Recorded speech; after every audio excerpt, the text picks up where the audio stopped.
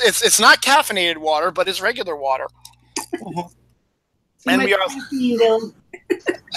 and we are live. I was just talking to my co-host Geri about my caffeine intake today. I actually was going to have a Starbucks mocha drink type of thing here, but I had like double caffeine coffee this morning. I had a soda at lunchtime. I had a latte, a Starbucks latte of all things. A butterscotch. It was like it was like a roasted butterscotch latte. It was really good. It was really yummy. And then had 2 Mountain Dews at dinner. And now I was like, you know what? That's a problem. and as I was telling her, I was like, you know what? I'm sitting here. I'm like, I don't know if I can make it because I'm exhausted. You're going to go to bed, you're going to pop wide awake like at 1, 2 in the morning. Hate to say that to you, but. Well, you know what? It's going to work out anyway because my damn cat always wakes me up. She wakes me up 2 to 3 times during the night anyway. And it's like, you know what? It's so funny. It's only during the winter. During the summer when the air conditioning's on and it's cooler downstairs, the cat's not stupid. She's like, I'm going to stay downstairs. But during the winter, the heat, and when it's colder, the heat rises. She doesn't necessarily want to be with us, but my cat is so weird. She needs me to come downstairs with her at 2 in the morning, turn on the kitchen light, and watch her eat her food. Or else, or no. But the thing is, Geri, I done that with your human babies. You would have said, "Go to bed." I am the lightest sleeper in the world. And when I have my door closed, she starts scratching, and starts yowling. It's like, "Row!" And I was like, you're going to wake up the kids. I don't want you to wake up. No, the kids can actually sleep. To be honest, I got to say to myself, the kids can sleep through a dump truck, exploding on the highway out because they've grown up. Because the way our house is, their bedrooms face 795. Now, we have enough cushion that the sound from the end of the highway is not extraordinarily loud, but you get those trucks at 2 in the morning with their air brakes going, or the motorcycles going, or the ambulances and stuff, and they are out because they've heard. That's good though. They're accustomed to it. Exactly, because they've heard it ever since. I mean, that's where their rooms have always been, is in the back of the house. So ever since they were old enough to have their own rooms, they've had that constant flow of noise, and it hasn't bothered them. So, but I'm the lightest sleeper. Dawn is, oh my God, Dawn. She's like the kids. If a dump truck exploded outside, she wouldn't wake up. So, so I get really mad sometimes at the cat, and then sometimes what I do is I end up going to the bathroom while she's eating, and then I wash my hands, but I don't wipe them down. So then when I come out, I spray the water at the cat and let her run away. And then she doesn't bother me for 2 hours, and she comes back upstairs and does it again. But that's the life of Dylan here, and we're not here to talk about that. This is our show, our top 10 list, top whatever list show. It's the tail end of February. This is actually the last Saturday of February, actually. So, because February's so damn short. Actually, oh my God, next Saturday is Dawn's birthday. So, yeah, no, I haven't forgotten. I've already gotten her 2 things, and I already know I'm going to get her. She doesn't watch the show anyway. She's upstairs. I haven't gotten one of these in a while, but Yadros, those Italian statues. Oh yeah, they're really fancy. She's got like 2 or 3 of them. I haven't gotten a new one for her in a while because she's never really asked for it or wanted. I was like, you know what? I think that might be something cool to get for her, because last year we did a show. I took her to the Bodyguard on our Broadway type of show we have place we have down here. Then we stayed at this gorgeous Pier 5 hotel right next to the National Aquarium on the water. Yeah, and took her to dinner to Ruth Chris Steakhouse. So that was her birthday present last year. So I think this year she's like, no, we need to start saving for a car or something. So nothing big for our birthday. So I can find a Yadro for like $100, and that's and they're really pretty. They're classy and bleak, and that'll be nice. So that'd be nice. So that's next week. So that's interesting. This is the last Saturday. So Valentine's Day obviously was 10 days ago. But you can consider the whole month of February not only Black History Month, but also Love Month if you want to do that as well because of Valentine's Day. So we've done shows before about best couples, best chemistry, sexiest actors, actresses, stuff like that. So we're going to go a little different. And usually we love doing this because it gives us Geri and I a chance to be bitchy, which is awesome. We're going to do the worst of something, and we've only done the worst of a few things, and we need to start doing more of those because they're a lot more fun. So we're going to do the worst chemistry between couples in, it could be TV, movies, even books. If we, I don't think there's any books between either of us. So I think it's just TVs and movies. And as always, we tend to have honorable mentions. But before we do that, surprise, surprise.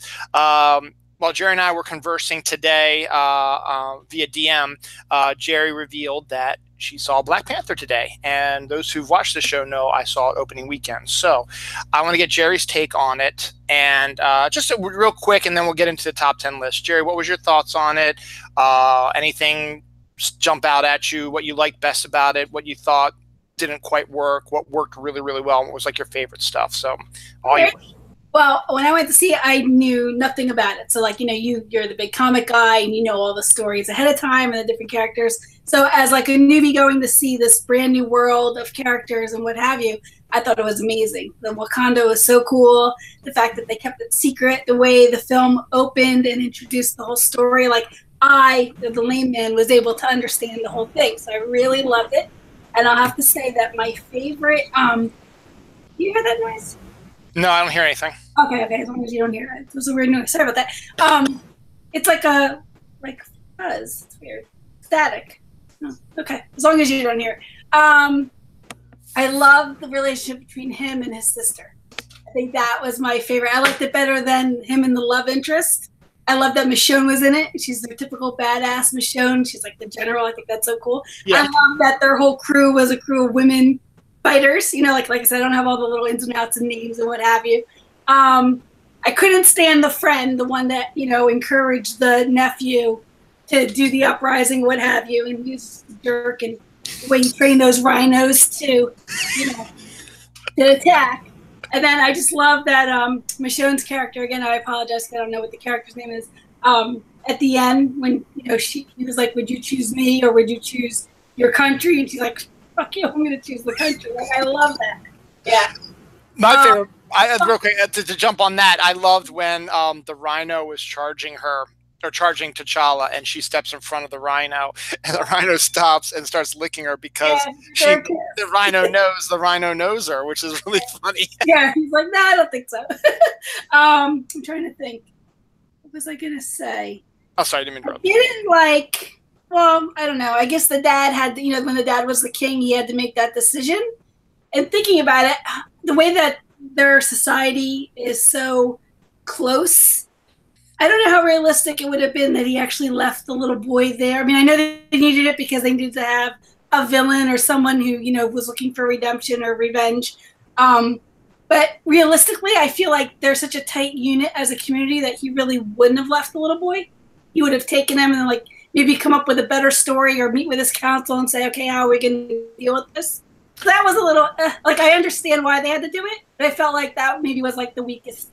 I kind of agree with that, but the way that I've been justifying it to myself, which isn't, I'm not justifying that you leave a kid behind, but the fact is he knows that this kid would probably be the next king, and he selfishly wanted T'Challa to be the next king. So if this kid wasn't in the picture whatsoever, it sort of opens the way for T'Challa. Now, anything can happen because obviously they have the contest where, you know, whoever wants to be the king, you can come and take him on, and if you beat him, you become the king.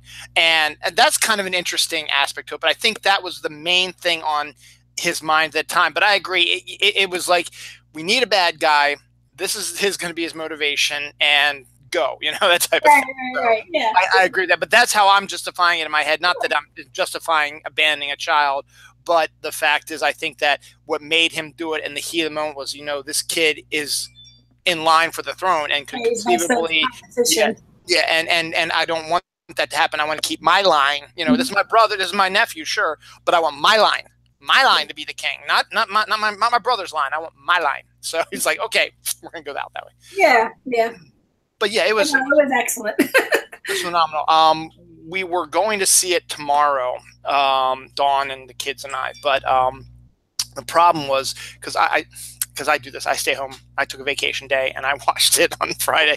I'm going to do the same thing with Infinity War. I always do that. But so we were going to see it tomorrow, but Noelle has a birthday party to go to from like 2 to 5. And I was like, you know what? It's Sunday. We have to go to work tomorrow. They got kids got to go to school on Monday. And still, it's still, you know, opening. It's the second weekend and they're already doing bang up business again. So it was like, okay. Dawn's like, for my birthday, I want to go see this. So it makes a lot of sense then. So we'll see it we won't see it on Saturday because her birthday is so freaking busy. It's insane because it's my daughter's championship basketball game. If they make it, it's a double elimination. So I think they're going to be playing a game anyway, regardless. They play on Friday and they play on Saturday. So they play that. It's also my Dawn is also Noah's scout troop leader. And it's also the Pinewood Derby is next week. So they're going to have that whole competition. So we're going to have basketball in the early morning and then Pinewood Derby in the afternoon. And then the evening is just be like, so. So next Sunday we're probably going to see it then because she really wants to see it. But yeah, it was phenomenal and I really enjoyed it a lot. And you too, right? Yeah, no, it was great. The casting was excellent too. I have nothing bad to say about any of the cast that they chose. Terrific. They were absolutely fantastic. I mean, even everyone loves Michael B. Jordan's bad guy, and even Andy Serkis's Claw, who was in it. And the fact that I didn't realize that Bilbo, I forget the actor's name, who played Everett, the CIA guy. I didn't think he was going to have as big of a role as he did in the movie. And I was like, wow, that's a really. It's a nice sized role, and he's very important too at the end. Yeah, and he killed it. He did a fantastic job. So I really I enjoyed it immensely as well as you did. So I'm glad you liked it as well. Yeah. So I think we got our Black Panther. That's ratings gold right there. You type Black Panther discussion on there, I'll get like 20 views. So. And here's me not knowing any of the characters' names I just saw 2 hours ago. Not even an hour ago. I can't remember. I can't even remember Michonne's name. It's Michonne. That's right.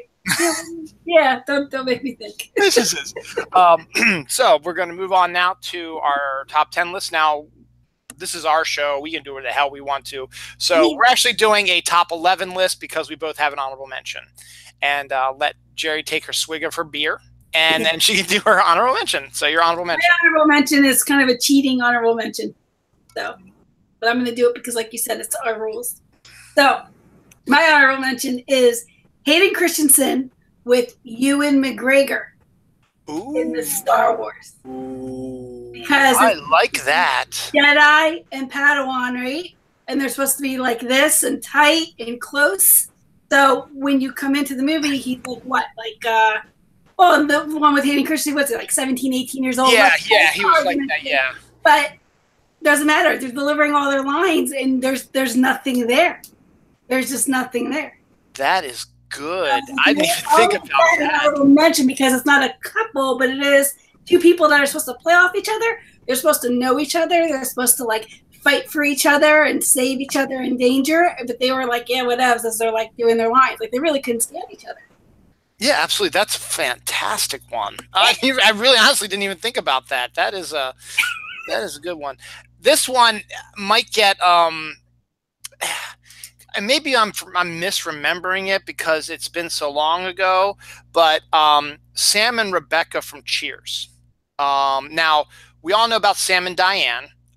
They were the hot couple, when they were going at each other, that was their foreplay. They were going at each other and then, insulting each other, and they got more and more turned on, and then boom, and they had that chemistry. I think though Shelley Long hated Ted Danson, to be honest. I think they hated each other from what I've heard back. But sometimes that is the best chemistry. Now that's not always the case, as we'll see later on the list. But in this case, the actors and actress I think didn't like each other, but their characters were able to get that venom out on screen, but at the same time, though, when they had that passion, and it was a good chemistry. Now, after Shelley Long decided she wanted to leave, they had to sort of kick it into gears. Like, how are we going to do this again without it being Sam and Diane Part 2?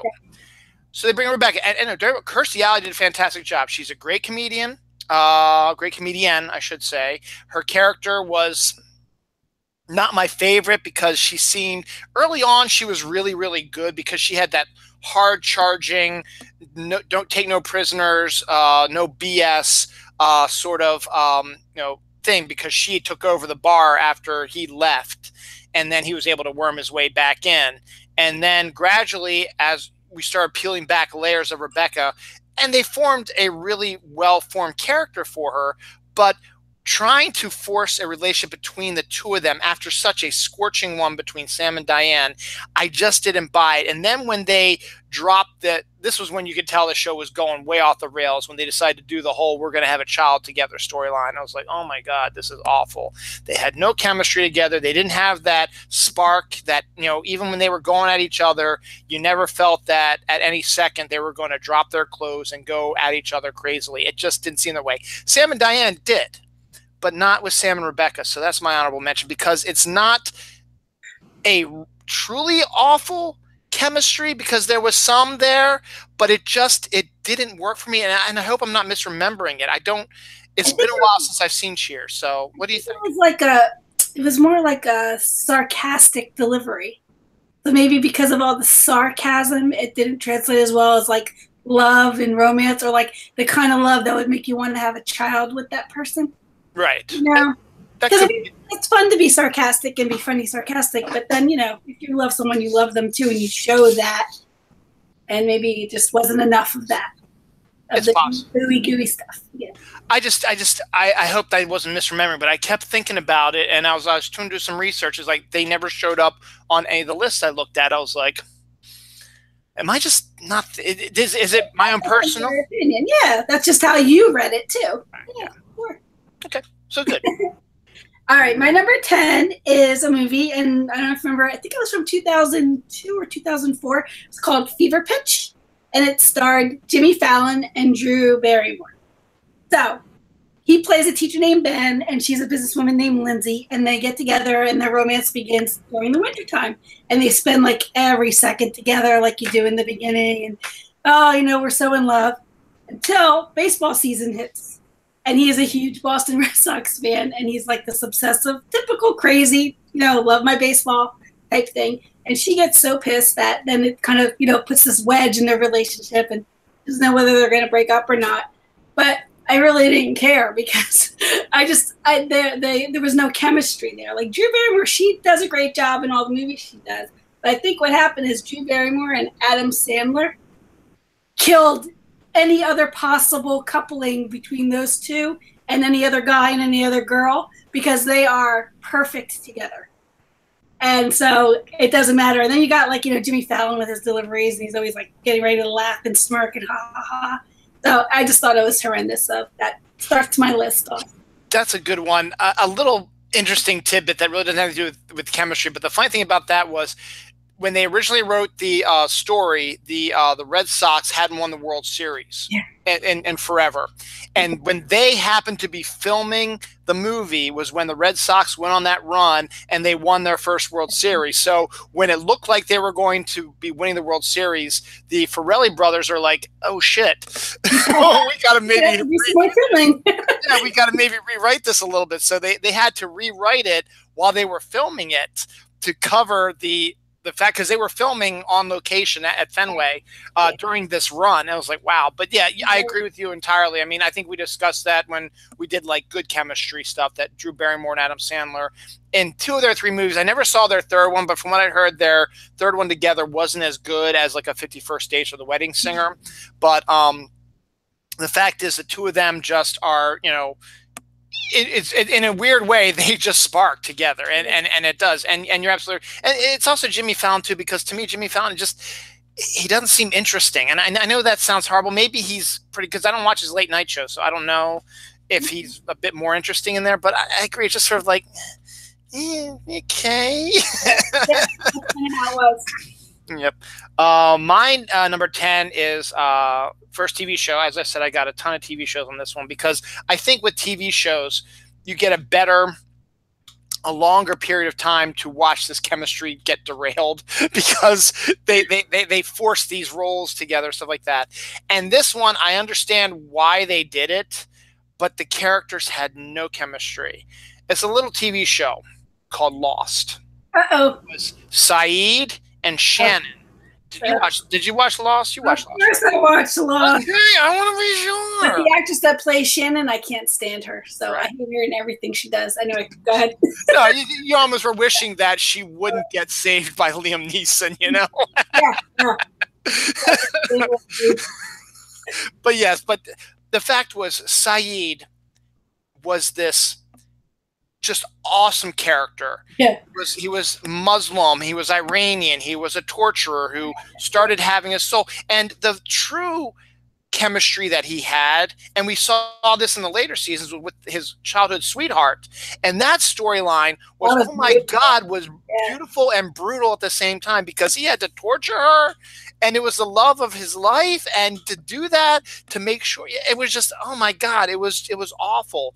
But you had to give, I guess, to continue, you have such a big group of characters, and you don't want to have the creepy, Shannon with her brother type of aspect, which we were going for, which might have been interesting if done properly, but then they decide to kill her brother off early on, which is good. I mean, I guess you want to say, hey, nobody's safe. It's like Walking Dead. Nobody's safe. Everybody's going to die sometime. You never know when they're going to die. She needed a problem. Like, she needed to be able to emote.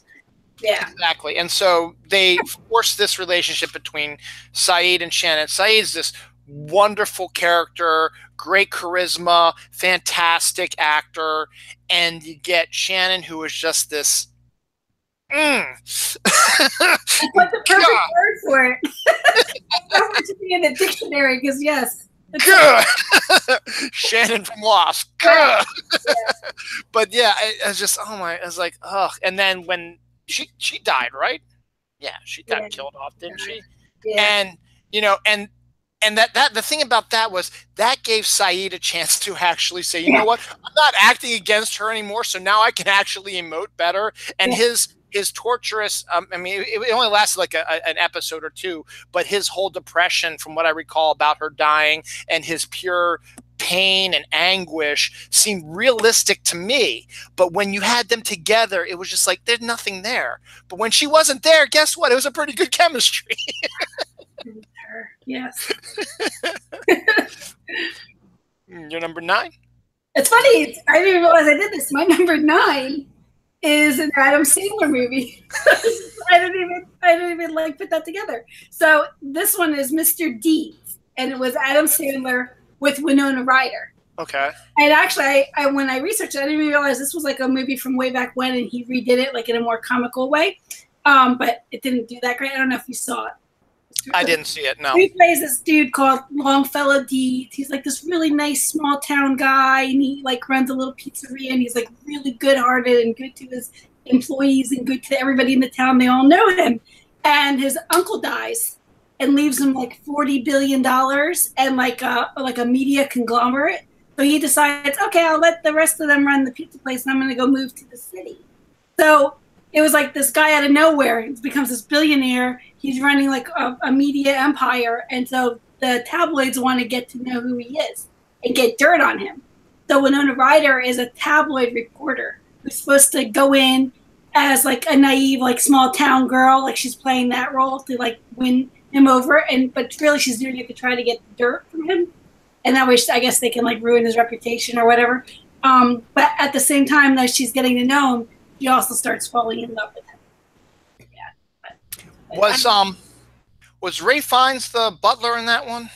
I think so, yes. Okay, because I kind of remember him being in that as well. And Mr. Deeds, the original movie, it wasn't Jimmy Stewart, I don't think, but it was one of those. It was one of those guys like Cary Grant or something like that in the '60s. But I think it was directed by the guy who directed It's a Wonderful Life, and his name Frank Capra. I think Frank Capra directed the original Mr. Deeds. I'm probably wrong about that, but regardless, you know, I've never been, and you know this, I've never really been the biggest Adam Sandler fan, and I saw like some of his early stuff, but then after a while, I was just sort of like, you know what, it's monotonous, it's the same stuff. I'm not going to do it more. So I knew about the movie, but I never saw it. So you know, that's yeah.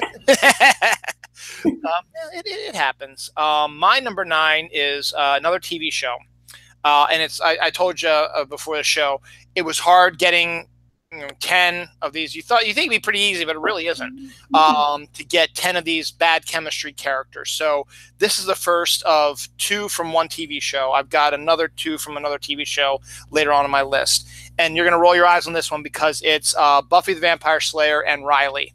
Now, the reason why I say that is, for those who don't know who Riley is, after Angel, who to me, I think I talked about this in the hot and heavy chemistry, Buffy and Angel had the really good chemistry character. That's my ship. My ship is always Buffy and Angel.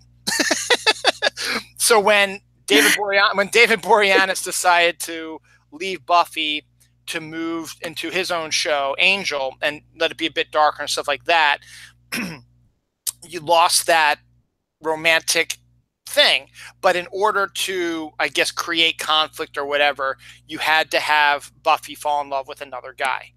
And you had to do the exact opposite of Angel. In this case, Riley is this, this is season 4 was when Buffy went to college, her and Willow and everybody went to college.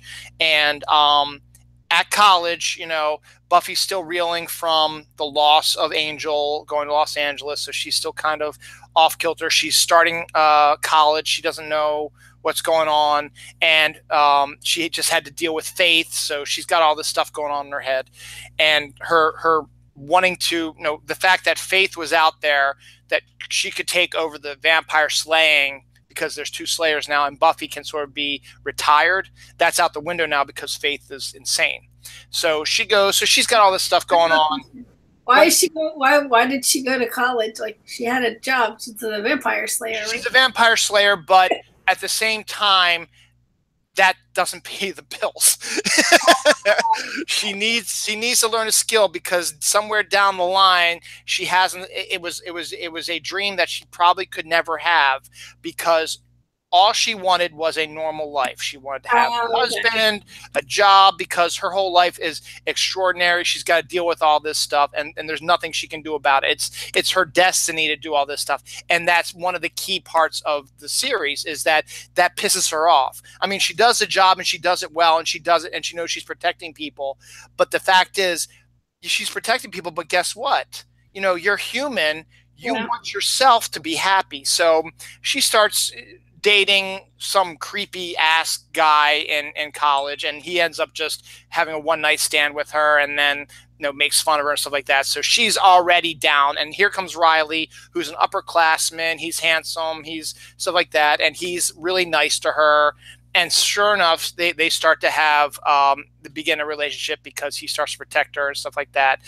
And then we find out in the 4th season, he's actually connected to who the big bad guy is as well, which is kind of stupid, to be honest. 4th season wasn't really great, to be honest. I'll tell you that much right now.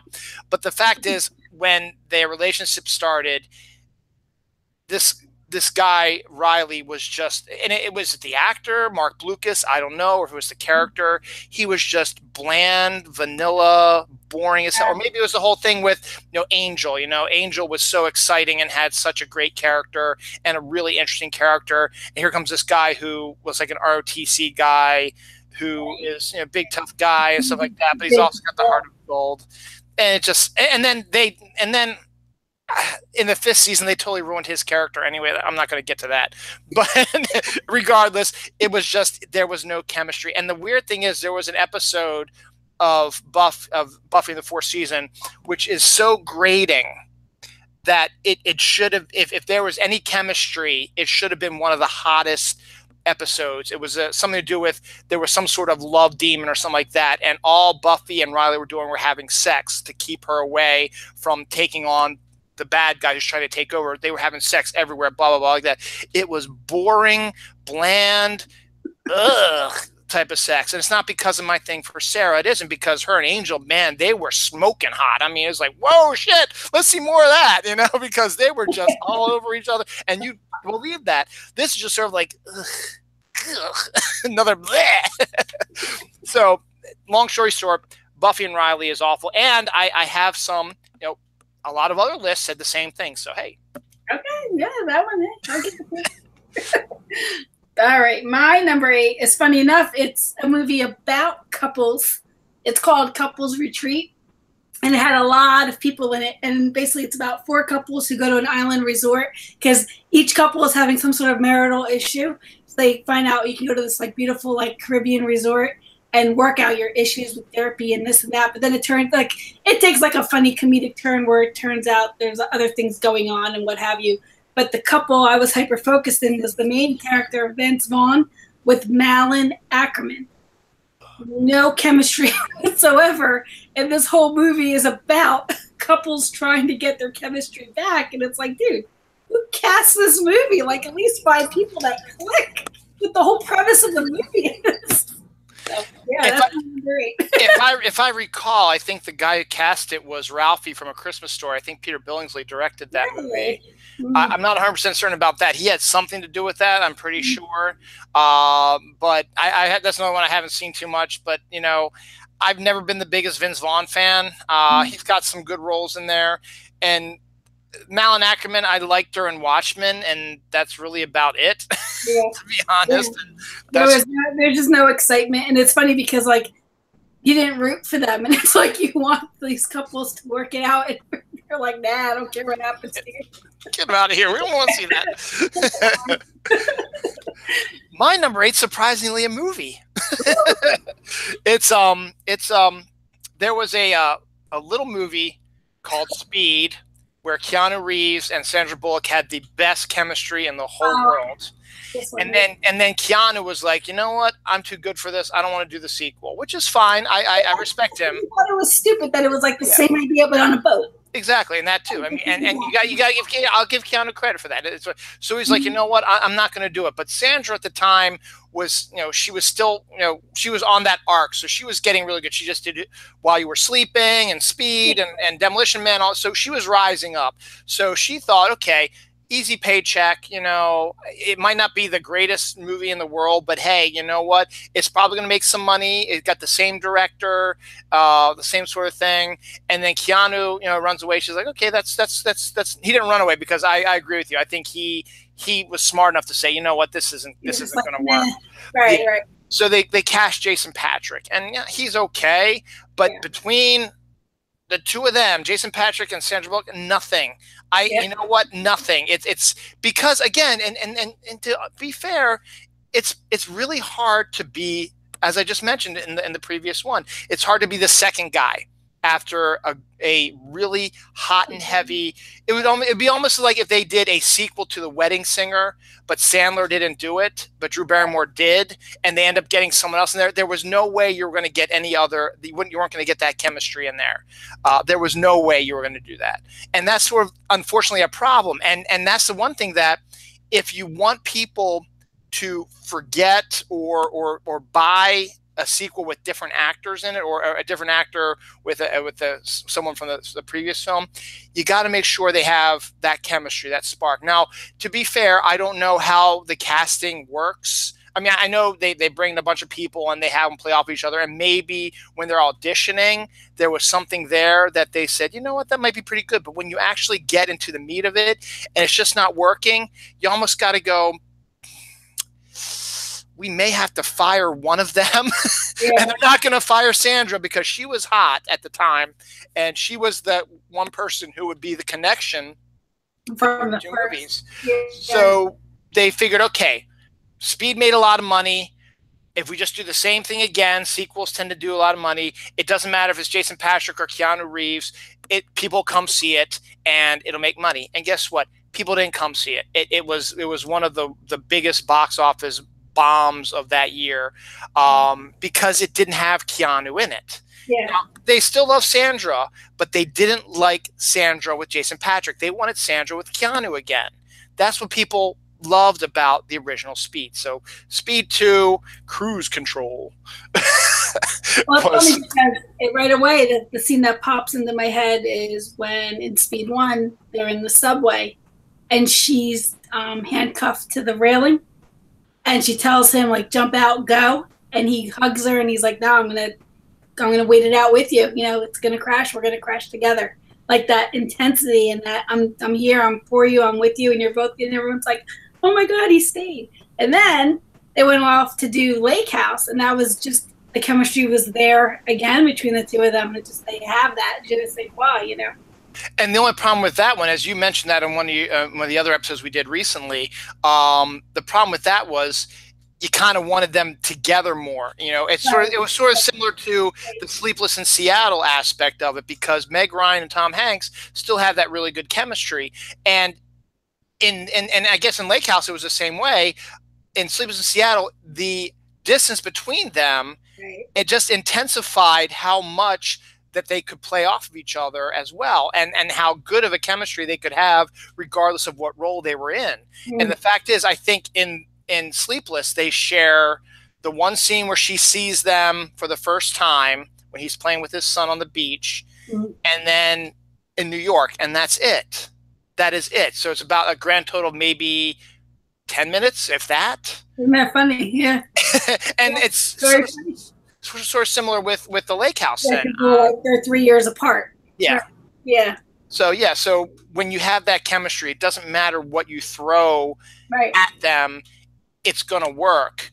But if you don't have that chemistry, it's going to not work. And this definitely didn't work. Care. That's the problem. Like when I go to a movie, I want to care about the characters. If I don't, then I'm aware that I'm sitting in a theater watching a screen for 2 hours, and I don't get to escape. And if I don't escape, then it wasn't good. You know, it didn't. Exactly. I agree with that. So. All right, my number 7. This one is like uber obvious. It's that little vampire movie called Twilight, and it's Kristen Stewart with Robert Pattinson. Now, we find out right after they film all three that they were like dating the whole time, which then you're like, what? You guys were dating in real life and you couldn't show anything on screen?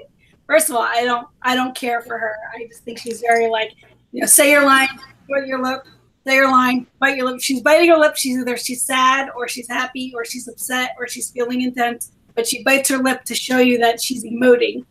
And then him, I just don't think he's a good actor. He's sort of doormatish. So you put the two of them together and you got lip bites, rapid stares, and then the equal romance. I'm not going to get into the story. It's just anything Kristen Stewart, but in this particular instance, her with Robert Pattinson. It was on my list, and I was like, it's just so obvious. I don't really want to talk about this. Yeah, I don't think I'm going to tell you what it's about. And to be honest, also, you could probably make the case also for her and Jacob as well, because they didn't have anything either. It's her. I'll put some of it on her, absolutely, but I'm also going to put a lot of it on the horrible story. I mean, the story itself, the entire Twilight series is awful. You know, even the books itself are awful. I mean, the movies made them worse, if at all possible. But in this case, you really can't say, well, the book's better. No, it really isn't. It really is not better. And I've actually, down the line, I got one that's sort of similar to that as well, where the book and movie are just as crappy. But this is, yeah. And the thing is, I liked Robert Pattinson in Harry Potter. Now, he wasn't the main person in it. He was in it. Yeah, and he was like a jock. I mean, how hard is that for like a 16-year-old exactly boy to right? He wasn't. Yeah, and I like that. Yeah. So, but then now, just thinking back about it now, there were some scenes in that movie that I'm like, Yeah, no, I'm not a big fan of Robert Pattinson doing this stuff, and really. and that, maybe that's also why that we haven't heard from them. I think Kristen Stewart, I think, got a little redemption. There was a movie called Personal Shopper or something, a little indie film that I didn't know anything about. It's like a ghost story type of thing. There was a couple people on Twitter who were absolutely raving about how great it is, which is an absolute possibility. But you haven't heard of any of those guys, Robert Pattinson or Kristen Stewart lately. I mean, I haven't seen them in anything, to be honest. It was in a movie we watched it the other weekend, Ridiculous Six, with Adam Sandler. But the Adam Sandler one, yeah. Really bad, and yeah. Surprise, surprise! My number 7 is another TV one. Okay. Joey and Rachel from Friends. I'm laughing because they're on my list too. Go ahead, you can take it. I'm drinking my beer.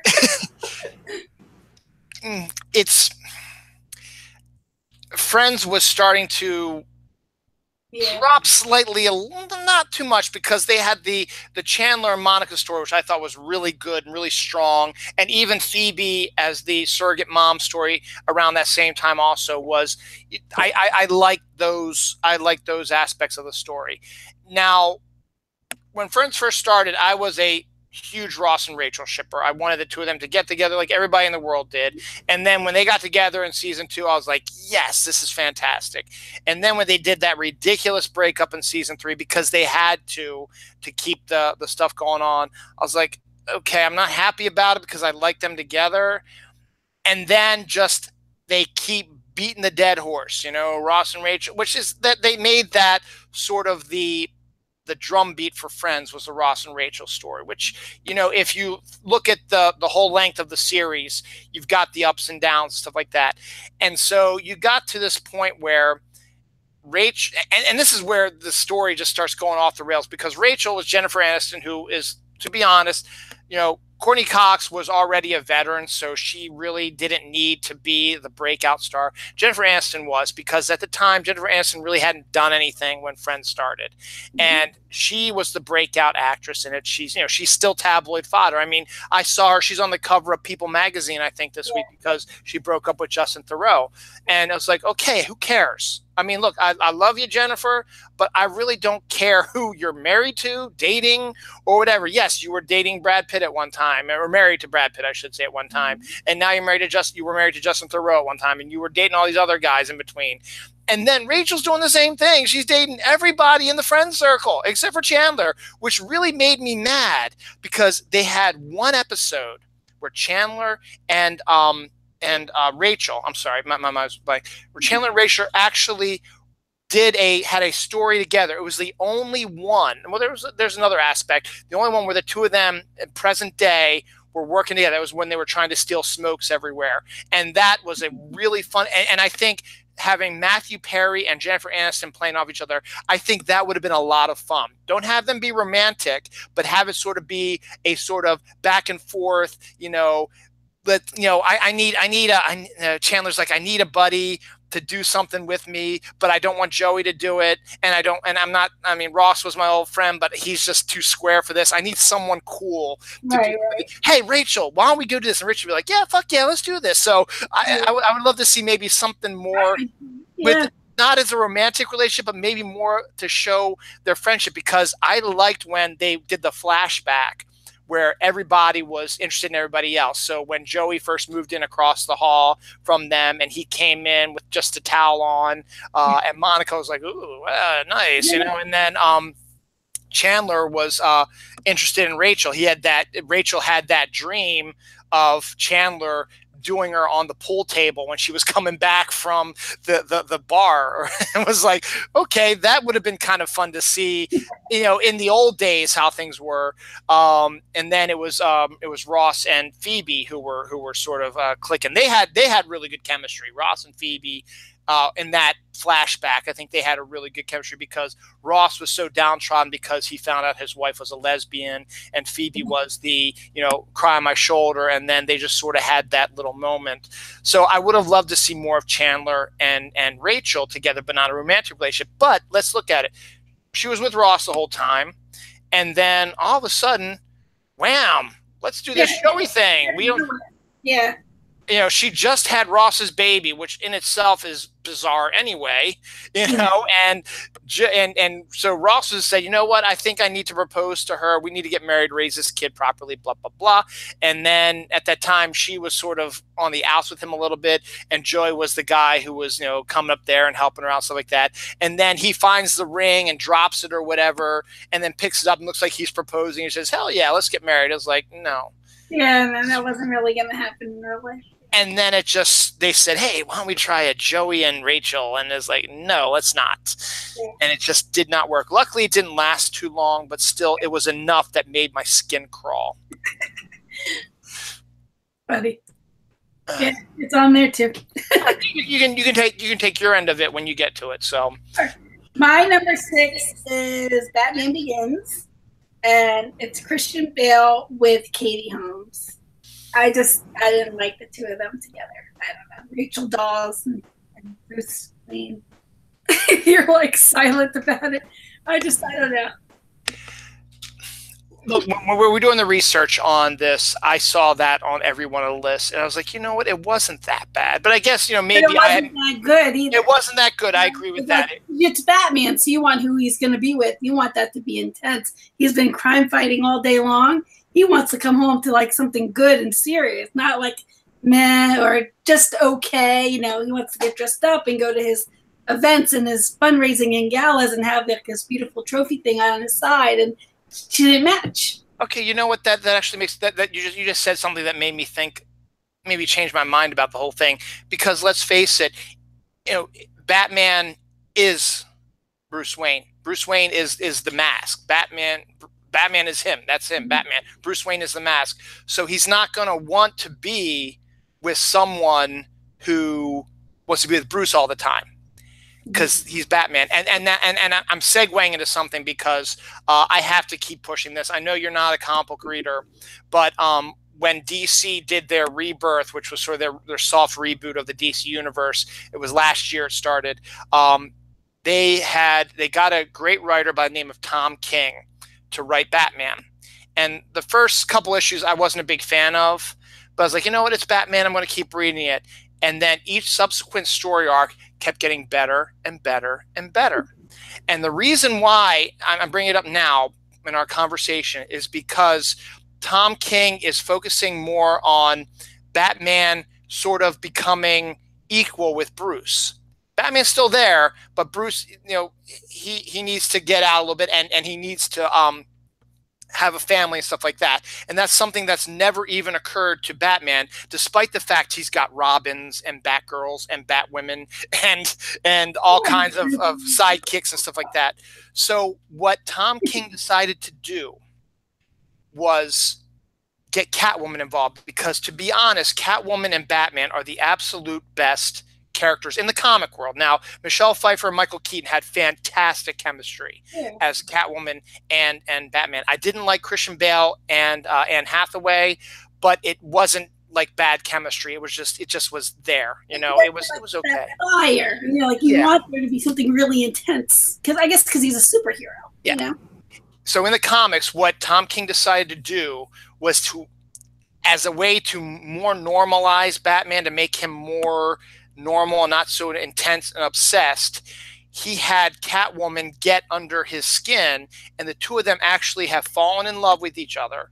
And over a span of about 30 issues, you've seen the relationship build to this one point where Batman proposed to Catwoman, and she said yes.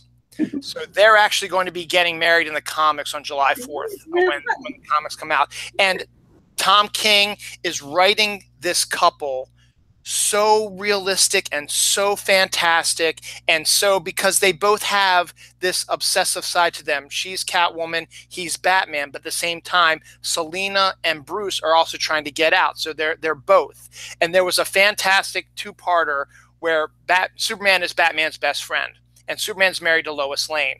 So they decided to go on a double date. So they went to, you know, where normal couples go. They went to a carnival. And the carnival just happened to be, ironically, coincidentally enough, a superhero themed day. and you couldn't get into the carnival unless you were dressed up as a superhero.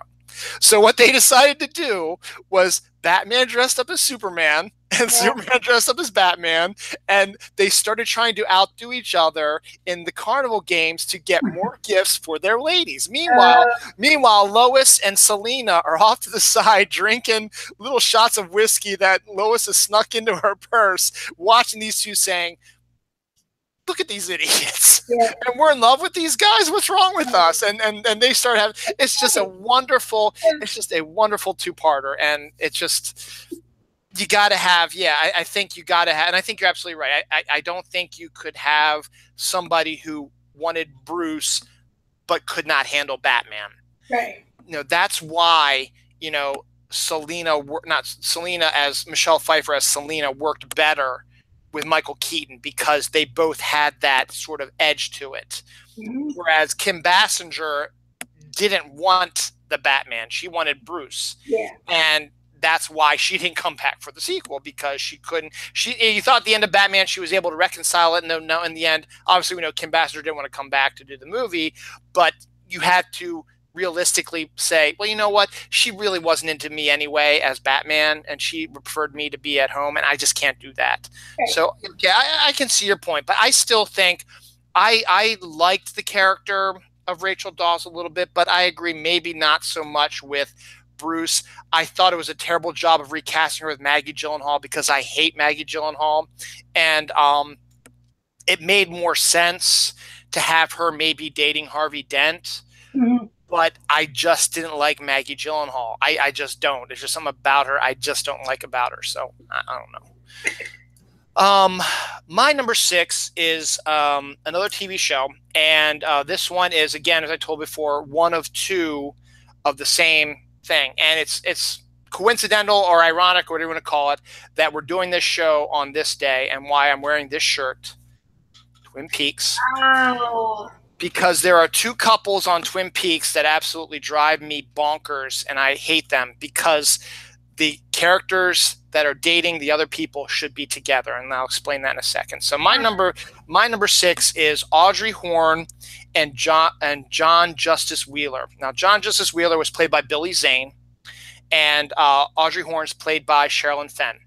Now, in the show, Sherilyn Fenn's character, Audrey, is a high school girl. So she's probably 19, maybe 18. So she's like a senior in high school. So she's got to be 18 because there's sex involved. So you can't say she's 17 because that's not right.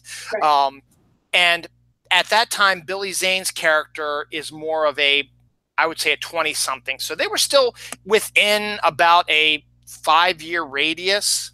So it was okay for that relationship to happen. Now, a lot of people are going to say, because I personally believe that Audrey and Special Agent Cooper, played by Kyle MacLachlan, had the hotter, better chemistry. And they did. They absolutely did. The actors were phenomenal. But the problem was, it was a twofold problem. One, in the show, the characters have a wider age gap. It's more of about a 10 to 12-year age gap. And so it would just be kind of icky if an almost 30-year-old is macking on an 18-year-old. Now, but the thing is, but Special Agent Cooper is such a Boy Scout that, Audrey was basically throwing herself at him, and he was deflecting her left and right. But at the same time, he felt something for her. You can just tell by the way he protects her and listened to her and did stuff like that.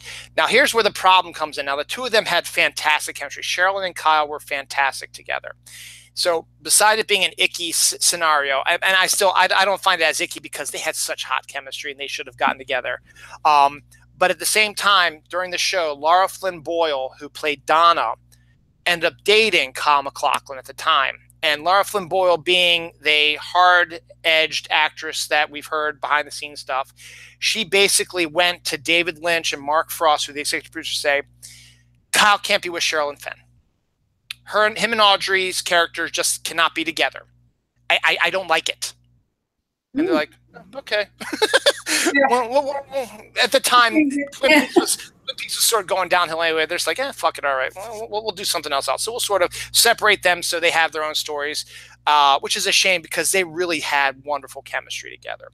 So they decide we need to give someone to Audrey, though, and someone who we can show Audrey a different side, because all we've seen of Audrey is the sex kitten, coquettish type who's always the flirt but never does anything about it. But she's also very manipulative and can do stuff like that. But she also has a very sweet and hurt side. So they bring in Judge John Justice Wheeler, played by Billy Zane, who is, once again, he's got the superhero jawline. He's Billy Zane. He's a handsome man.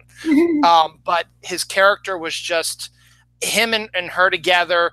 It just seemed that they were forced together to be a couple. He was only in maybe about 4 or 5 episodes, and you really can't, in a show particularly like Twin Peaks, which was more of every episode was like a day.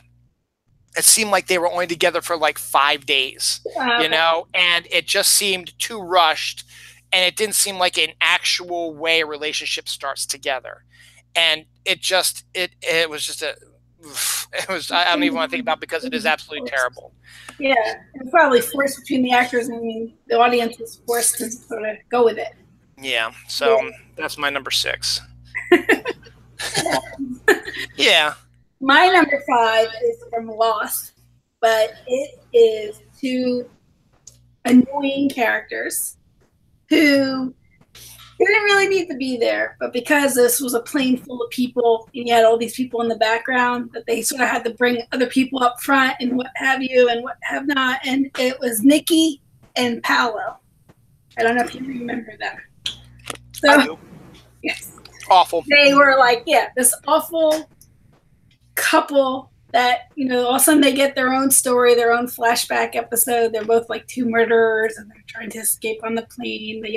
They let them find the Pearl Station. What was that about? Where Locke was still trying to figure out the hatch, and then we found the Pearl Station.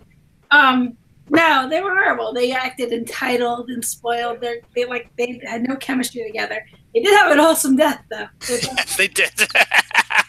I guess I kind of redeemed it for the audience, but it just felt like a wasted episode, and just like, keep them in the background. That's fine. We know that there were however many survivors of the crash. That's a big plane.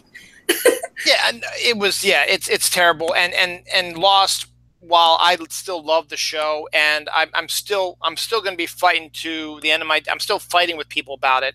People totally misinterpreted the ending, and it absolutely drives me bonkers when I have to explain, no, they did not all dream this. It is not. It all happened. It's all there in the final episode. Well, the thing that confused people is when they're all together at the end, they all died when they died, and then they were together. People thought they were, boom, there.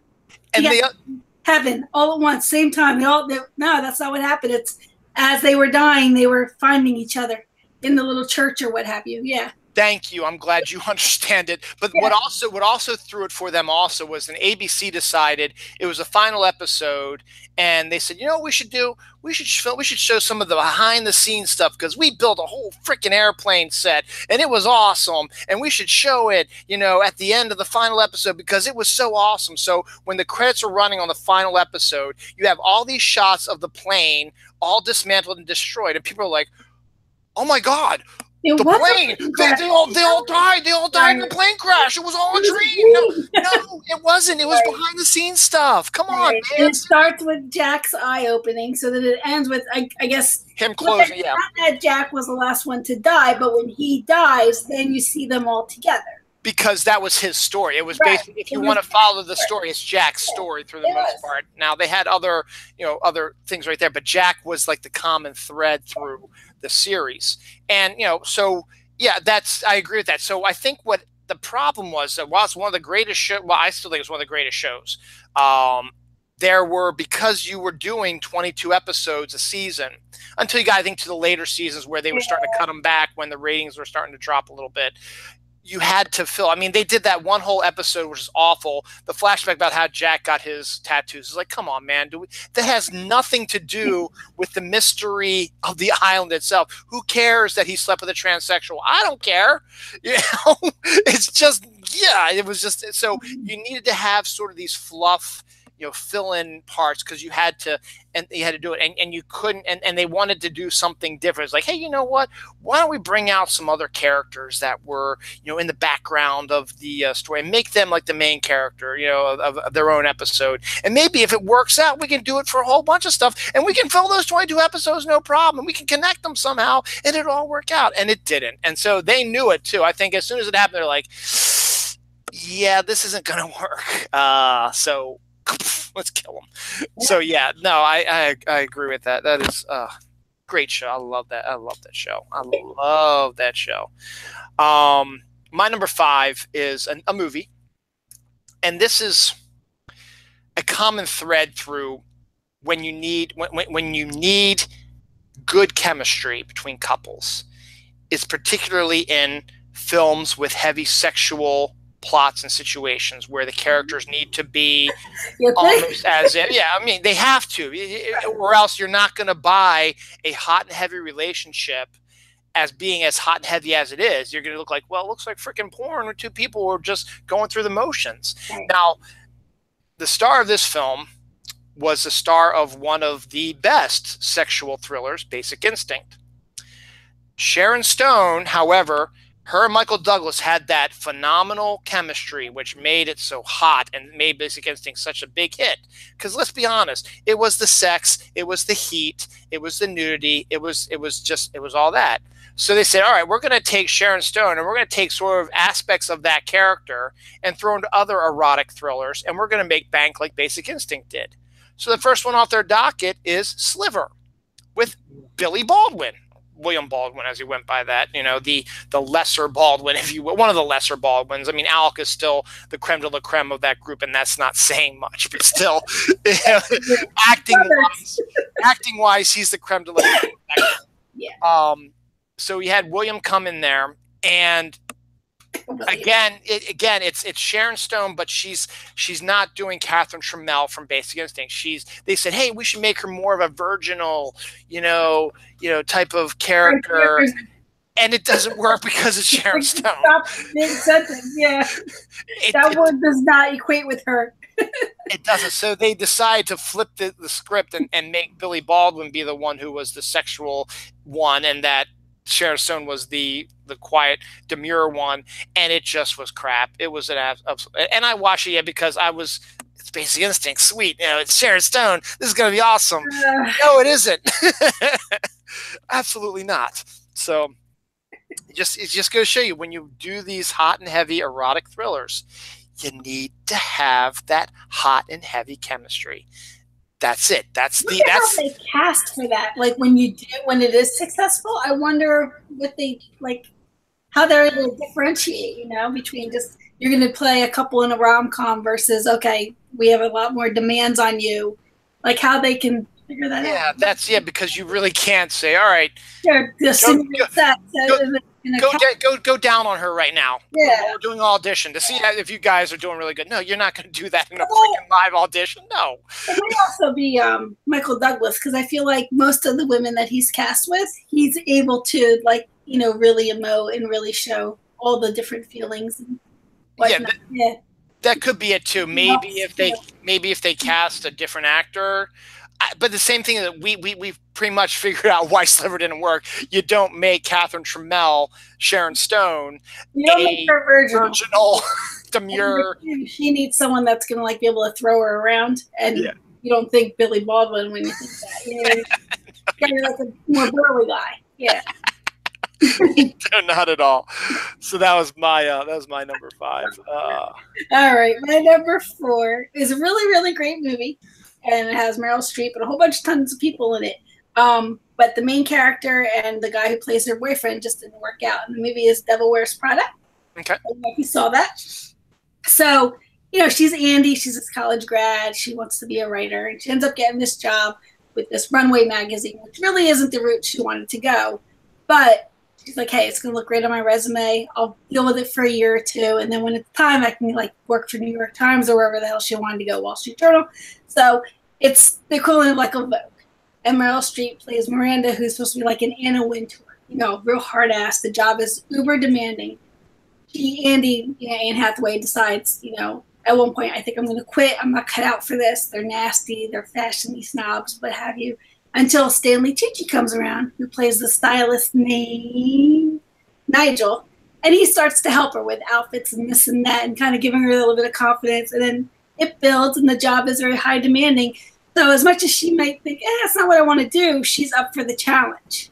And the whole time, it's like it's just like a Cinderella story. You're seeing her grow and succeed and making Miranda happy, even though Miranda never wants to give her the satisfaction, which I love that play between them. I love the chemistry between her and Stanley Tucci, who's like the gay stylist. But then you got her boyfriend, who's played by Adrian Grenier. Is that how you say it? He was like, he was on Entourage. Yeah, that's who it was. Yeah, he's her boyfriend Nate, and he's just like, you're never home. He's just this whiny little bitch of a boyfriend, and it just doesn't work. It's like, dude, she's trying to do something. Think of it like a year-long sacrifice because she wants to, up her career, and instead he just whines and bitches the whole time. And I don't like what happened to you, and you changed and this and that, and she's just playing a part. It's like, really, dude, you're in New York City. Either you make it or you break it. It was just like he ruined that. It's ironic because he's the boyfriend. He's the one that's supposed to be most supportive, but she got more support out of the other characters. Yeah, her and Stanley Tucci had better chemistry. Yeah, absolutely. To be honest, I was never a big fan of Entourage anyway. I think I only watched a couple episodes, and one of the big reasons is because of him. I don't like him. Mm-hmm. There's just something about him. It just sort of, I don't know. But that notwithstanding, yes, it's a fantastic movie because I love Meryl. I love Anne Hathaway also. She always seems to have some trouble also trying to find that perfect somebody. I think the best chemistry she had was with Talia Shire's son from Princess Bride. The woman who played Adrian, her son played the love interest for Anne Hathaway in The Princess Diaries, and that was a really cute one. In the sequel, you brought in an unrecognizable Chris Pine, and he and her were just awful. She had more chemistry with the guy she was going to be arranged to marriage with, which was a British. That was not funny. So it was I don't know. It's interesting about that. Sorry, my muscles just sort of tightened real quick, so you got to bear with me a second. But yeah, it's a great movie, and I love Meryl. The only problem I have with Meryl, and this isn't her fault, is every year, every movie she's in, Hollywood still gets her an Academy Award nomination. Now, I think this year she deserves it for the Post, but there have been a few years you're like, Meryl. I love Meryl, don't get me wrong, but there were other actresses you could probably have put in there, and Meryl, and you know what, Meryl of all people would be like, why you keep nominating me? Come on, man. Put some other actresses in there, So I love Meryl. I always do. I think they're working. I know they made the sequel, the book, The Devil Wears Prada. I haven't heard a rumor. I thought they were making a sequel to it. I don't know if that's still in the cards or whatever. So we'll see about that. So maybe they'll fix that problem. Husband, or like at that point she'll be married. Yeah. I love when the Miranda's twins want Harry Potter before it's published. She has to go and get copies of it. It's such a great. It really is such a great movie. It's fantastic. My next one is the second of my Buffy ones. Buffy and Spike. Look again. That was lame as well. Look again. I understand why they threw Spike at her. I'm shipping Buffy and Angel. Yes, I will admit that's the thing. But let's look at facts. Riley was boring as milk with toast, white bread, and then Spike, he had more chemistry with Martin Landau's daughter, who played. God damn, my memory is just so out of it. Was when Spike was first introduced, he was with Juliet Lando's character, who's Martin Landau's daughter, Drusilla, and they had better chemistry. And that was back when Spike was a badass. But then, after Angel left, after David Boreanaz left to do Angel, they needed to have sort of that vampire presence. They need to have that good vampire aspect because that's kind of a neat little thing. It's a vampire slayer who's working with a vampire. You need to have that thing. So part of the season 4, Riley ends up neutering Spike. They are able to have this sort of like chemical or electrical shock thing, which releases something in him that eases his urges for blood. So he sort of becomes like a whip puppy, and then and then and then season 5, and season 5 was really supposed to be Buffy's last season. So Joss Whedon decided, you know what we're going to do? We're going to kill her off.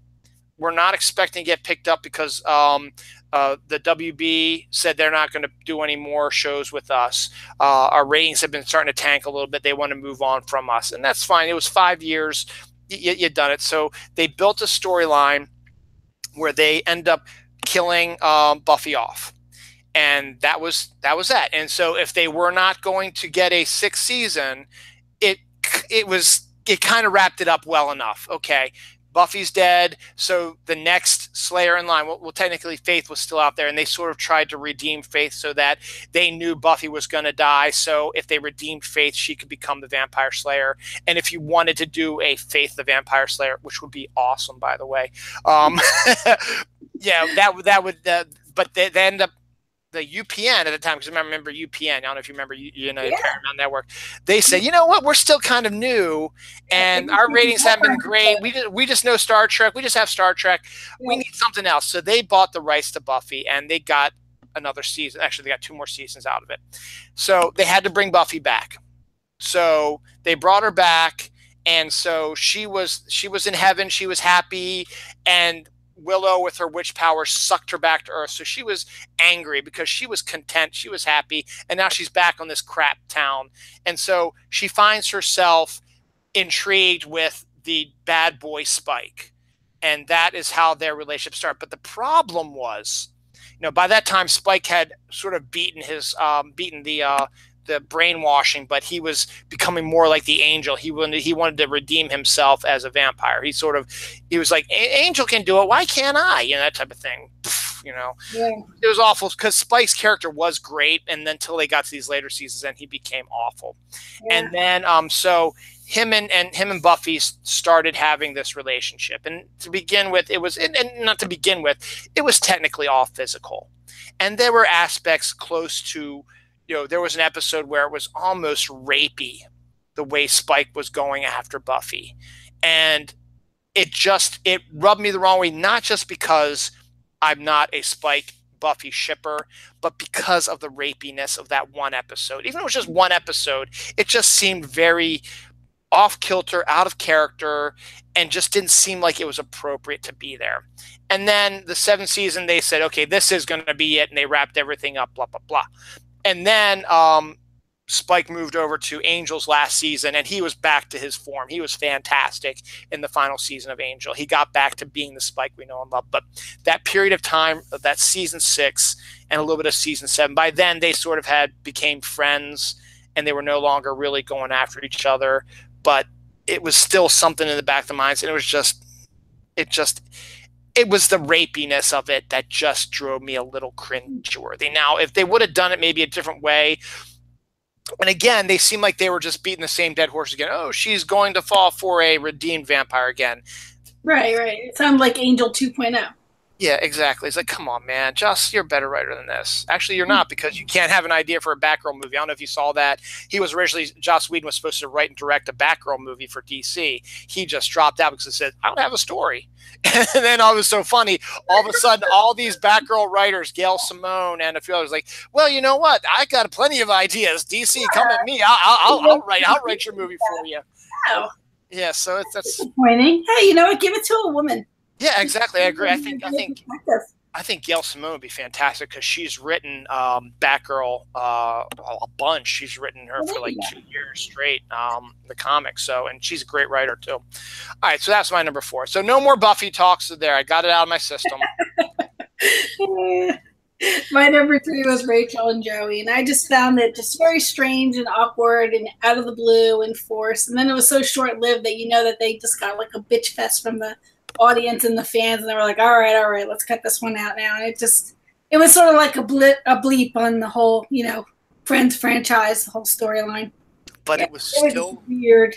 It was still there, though. That's the problem. Yeah, it was still there. Yeah, just awkward. I don't know. Just yeah. I think Phoebe and Joey would have been better because they had that sort of thing going on in the earlier seasons where I thought they were a lot better couple, and I think they had better chemistry than they did. But the fact of the matter is, that was a blip, as you said, and we had and I still to this day I love the Chandler Monica relationship, and I'm glad that we were able to see, and that seemed more like a realistic relationship to me. It had the ups, it had its downs, and then it made sense in those final seasons where they were trying to get pregnant. Yeah. So and that was just something that you even could see it from basically like the first episode of Friends that Chandler and Monica had that connection. Obviously, being best friends with her brother and being able to see her a lot and stuff like that. But there are scenes where before they were even a couple in the first couple early seasons, Chandler and Monica are always walking together, arm in arm, hugging each other and grabbing each other, and they're flirting with each other and stuff like that. And it was like, yes, you kind of say, yeah, I kind of want to see them together. And then when they did get together, I was like, yes, this is so great. And then they just did such a great job with the relationship. And it was just, that's one relationship that I'm happy about. And I'm glad that redeems the series a little bit, because that sort of became the forefront closer to the end of the seasons. And that's where it belonged to be, because they're both really great together. I am ashamed to say, I did see this movie, and I heard all the stuff, and I knew all about it, and it's another erotic thing that there's no eroticism in it. It's 50 Shades of Grey. Yeah. I'm sorry, it's just I have not seen it because my friend was ranting and raving about the books. Read them, and I got like maybe 10 pages in, and I'm like, this is atrocious writing. And that was it for me. But go ahead, do your thing. And you know why, right? Because it started off as Twilight fan fiction. Really? You didn't know that? This is when she wrote 50 Shades. No, here's the thing. When the writer, E.L., whatever her name is, was originally going to write her story, the story about the S&M and stuff like that, she wanted to be a different fan fiction look at the relationship between I forget the characters, Robert Pattinson's and Kristen Stewart's Bella and Edward. Bella and Edward, yes. Members of Bella and Edward?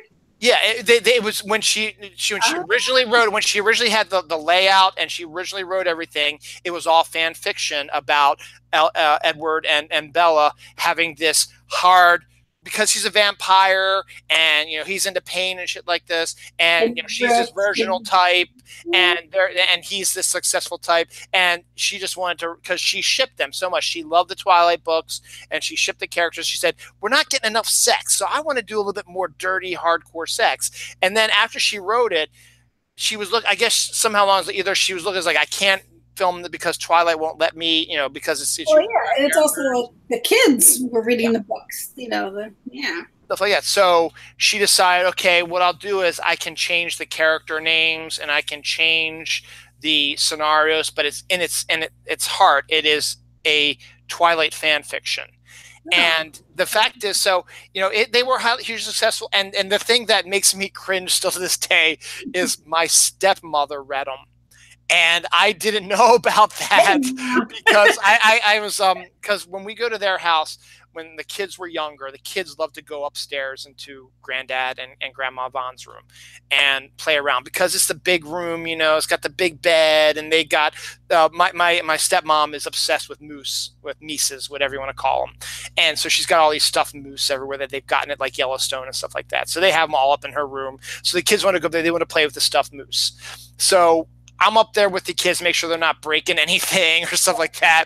And you just can't help but notice there on the bedside table is 50 Shades of Grey. And I was like, God damn it. I don't want to know what my stepmother is reading at all. And so I just like, all right, let's get out of here. We shouldn't be in Granddad and Grandma's room. Let's go. Let's get out of here. But the fact of the matter is, despite the fact that the books are terrible anyway, and I haven't read the books, but, again, an erotic, I'm always up for a little erotic movie. Why not? As long as you got a good chemistry.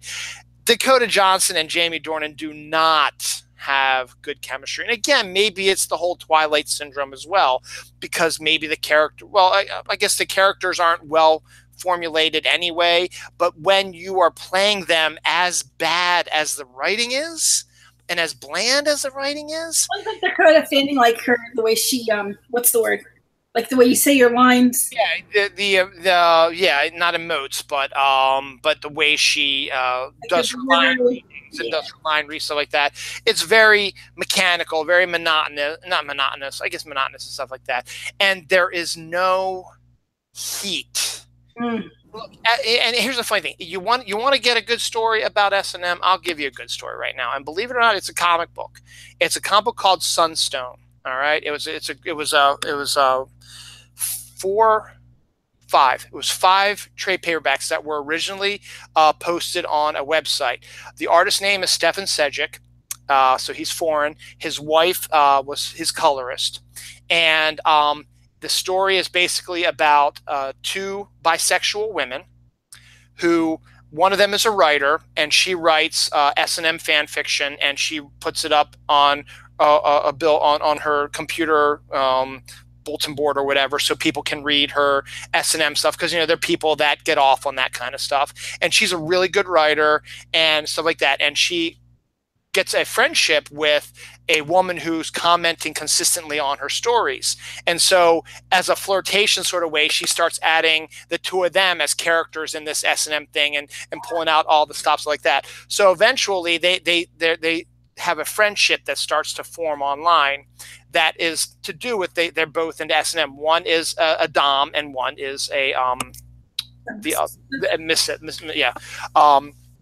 and so the submissive, out of nowhere, I don't know why, she still doesn't know why she did it, but that's the basis of the story. She says, let's meet in real life, because she wants to experience the true S&M that they've been talking about. And so what begins then is one of the greatest romantic comedies between two women, with a lot of S&M and sex and nudity in it, because it's a comic, and you get all that. You get the sex and the nudity, and you see the S&M stuff. But Stefan Sejic and his wife, apparently, I think they have a little bit of an S&M side to it too. And the reason why he's writing it is he wants to expel a lot of what people think S&M is. And he puts it in there. He says, yes, there's the S&M, and the submissive is not really submissive. It's just that's how that they feel. And the dom is not always a dom. And so after they do that and they have their fun, they have a little time where they just they get out of the S&M, they get out of the sub and the dom mood, and they just become friends. They hang out, they watch movies, they eat ice cream, and they chat, and they have long conversations. And so it's following this relationship, both of which never really had a relationship with another woman. They were always, so they're bisexual, but they knew they were bisexual, but they've both been with men, and for the most part, you could say they're heterosexual, because you've never seen them with other women.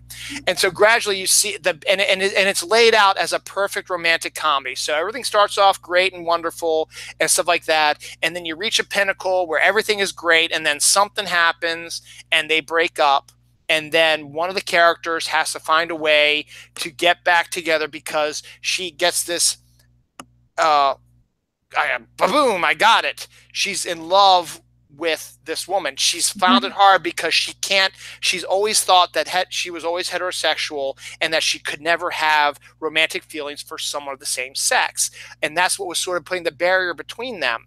And this is the submissive who's going through all this stuff like that. And she's the one that sort of breaks it up with the dom. And so gradually submissive's like, okay, I got to figure out how to get us back together. And so she does what she does best. She writes. And she writes more stories. And basically it's an apology to her lover as part of this. And she still throws the S&M in there, because that's what the freaks want to read on the bulletin board.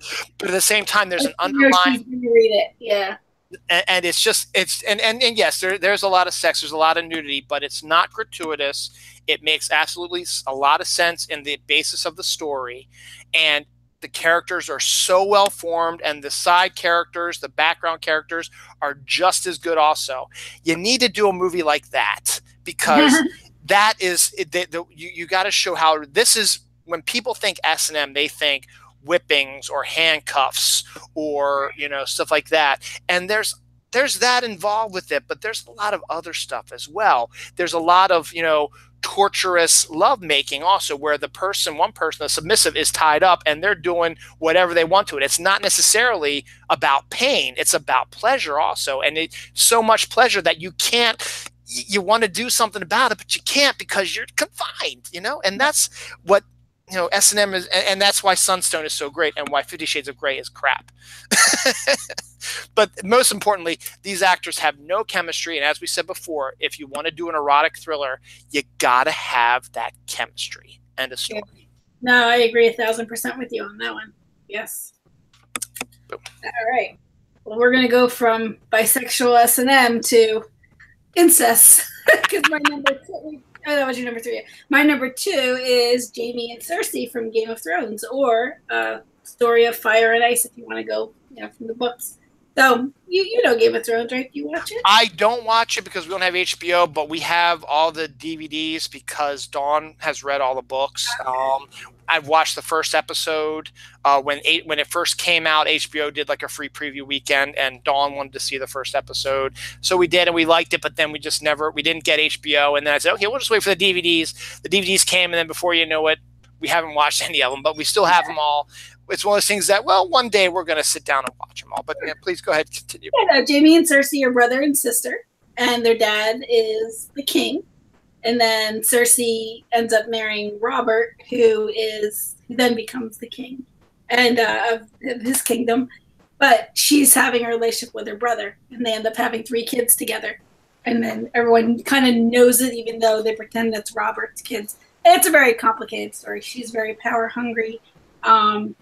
And you don't see, now you didn't see it, so I can't really. No, go ahead. Go do it. Go ahead. No. I'm not going to give away to the point that we are now in the story, but things happen, and it happens because she's so power hungry, and he's power hungry in his own way. I can't say anything now. Anyway, you can. Please. Brother and sister. Yeah. No, please do. I mean, I didn't know they had 3. I know Joffrey's one of them. Yeah, and he dies. And I don't know about the other 2. There's a little girl, and then she ends up being killed as payback to Cersei. And then their other son becomes king after Joffrey, and he dies because she blows up a church that his wife, the queen, was in. And he's like, if she's not alive, I'm not going to live. She's not going to live. And it's a story of trials and tribulations of when power is more important to you than your family and your kids and what have you, and not caring anymore. But just the fact that the 2 of them together, the chemistry just isn't quite there. Lena Headey, great actress, and Nikolai, whatever, who plays Jaime, great actor.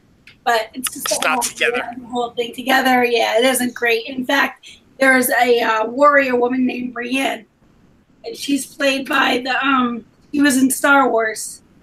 She was the head stormtrooper that figured out. The woman in the silver, the one in the silver, the one who was fighting with John Boyega and Last Jedi. I can't remember what her character's name is. Yeah, I know who you're talking about, though. Yeah. So she plays Brienne, and so she's this warrior woman. Cause she's really tall and hard ass.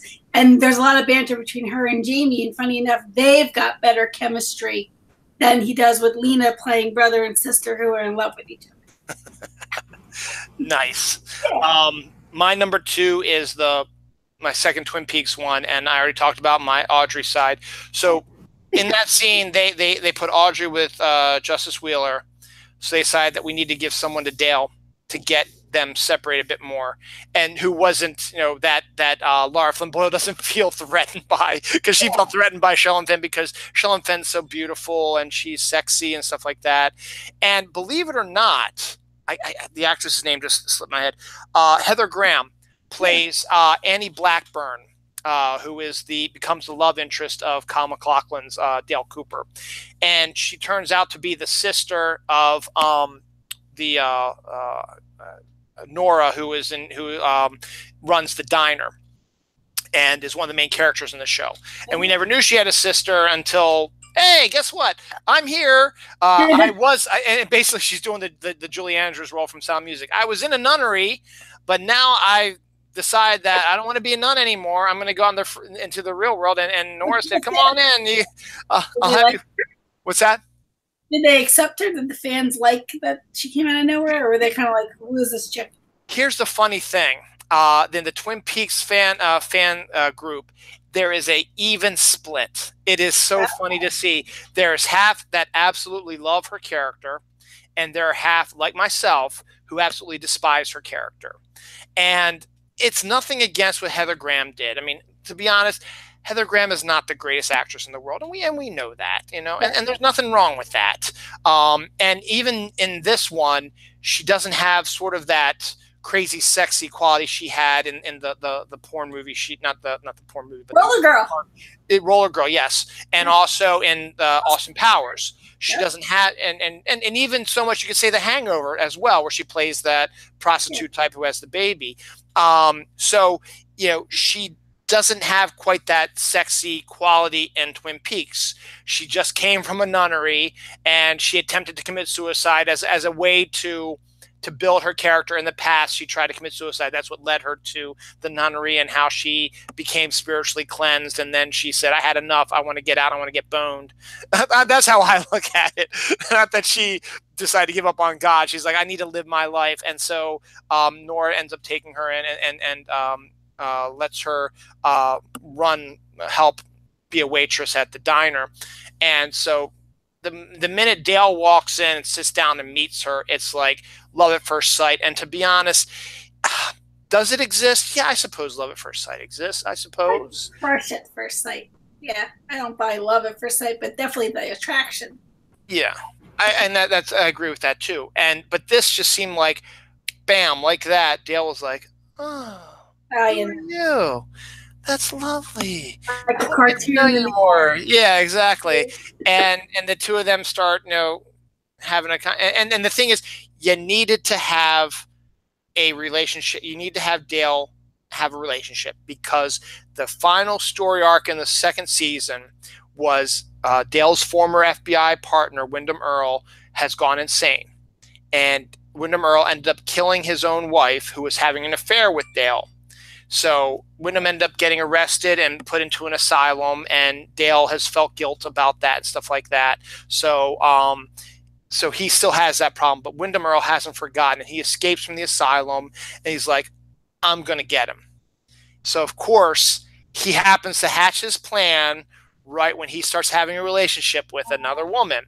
So that leads to a whole big plot that comes together, which is actually, it redeemed Twin Peaks season 2, because the first part of Twin Peaks season 2 was fantastic. The middle sucked terribly. And then the last part was phenomenal again. So even despite the fact that I didn't like that storyline between the relationship couple, that happened right when the season started getting better again and leading to the great finale. And the plan that Wyndham Earle hatches is actually quite insane, but it fits in perfectly with Twin Peaks, and ends up with Dale being trapped in the lodge for 25 years, which we find out what happens in the sequel, the third season that came out last year. We find out what happens with that. But that's where the cliffhanger comes in. And Annie's character, or Heather Graham's character, Annie, ends up sort of not in a good way. She was brought into this place and sort of psychologically tortured and stuff like that, but they were able to get her out, but she's still not 100%. And so we find out later, she didn't appear in the third season of Twin Peaks, but we find out in some of the books that led to that she's in an asylum now, and she doesn't say anything. She's basically like in a coma. And that's really about it. So a lot of fans, the fans who didn't like her, was like, okay, it's kind of a depressing end to her, but you know what? You were trying to break up Dale and Audrey. We're not going to go over that. So you deserve that. And the other crew's like, that's kind of bad about her, you know, I wish something better would happen, but it fits the character. So, but the fact is, it was this love at first sight. And then it just, over like 3 or 4, again, like one day happens on every episode. So over like a 3 or 4 period time, they have this meet at first, love at first sight. They have a couple of dates here and there over the next couple of days. They make love, and then she gets captured and thrown into the lodge, and he goes in to save her and ends up getting trapped in there. So it was just, to be honest, it was a means to an end. Yeah. And to be honest, they could have easily done the same thing with Audrey and had, as again, you still have the ick factor because he was about a 10-year difference than Audrey. But the fact is they had much better chemistry than Heather Graham and Kyle MacLachlan did, in my opinion. Now, again, if you ask someone on the other side of the line, they might say, they were fine. It was exactly what Dale needed, blah, blah, blah. The Twin Peaks fans are really funny because you get a lot of, right down the middle, half like one thing, half don't like one thing. Yeah. So, but to me, I didn't buy the relationship. It went too fast, and I'm still an Audrey Cooper shipper, and I always will be, I think. Well, I changed my mind a little bit because in the third season, he sort of meets Naomi Watts' character, who through a weird.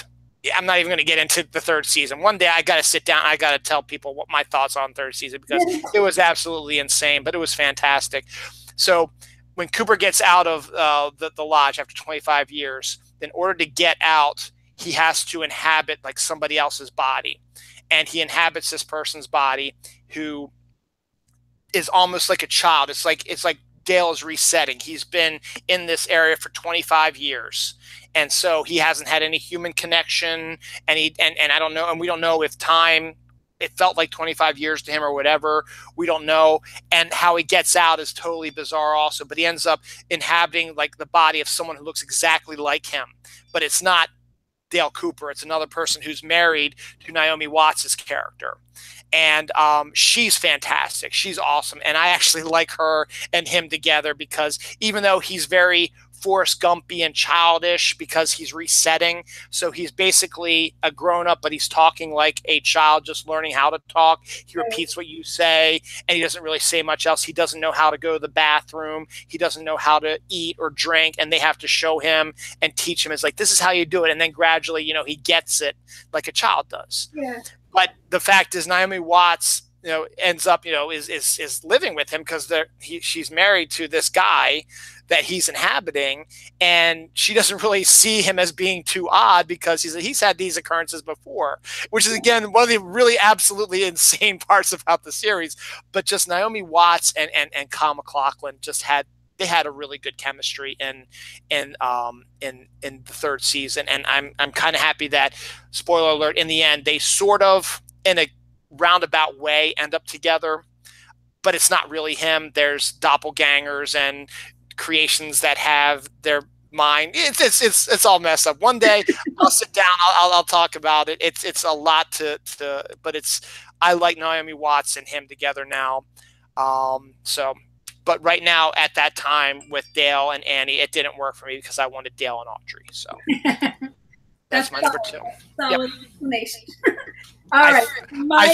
I think we have the same number one, but let's find out.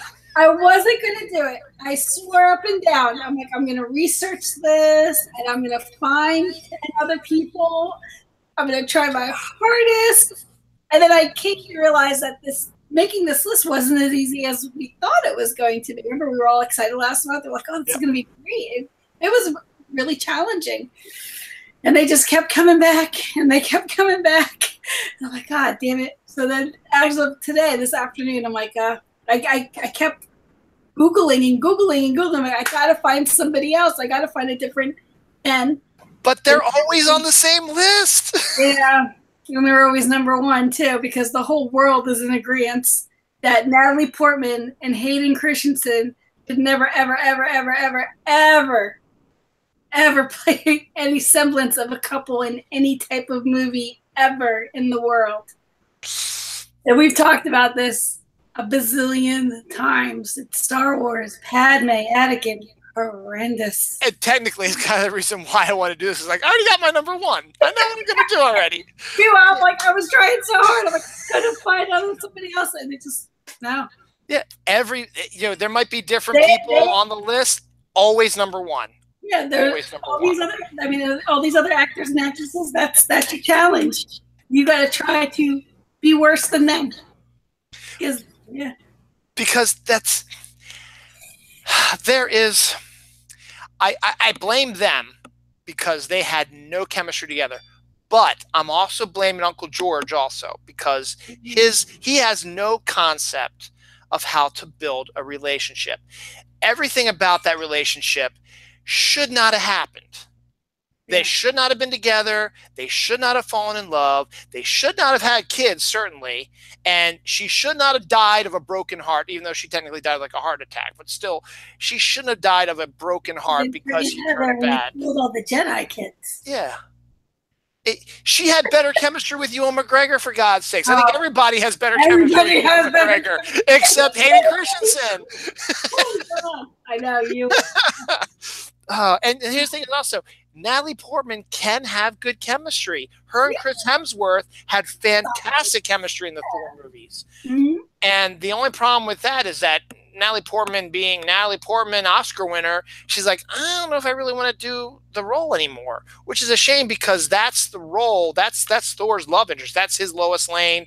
That's his Mary Jane Watson, Gwen Stacy, whatever you want to call it. That's his love interest is her. And the fact is, I think you could entice Natalie Portman back to Thor because what's going on, what happened in the comics was the Thor that we know and love, the Chris Hemsworth Thor, in the comics, he becomes unworthy of the hammer and someone else takes it over. It happens to be a female Thor.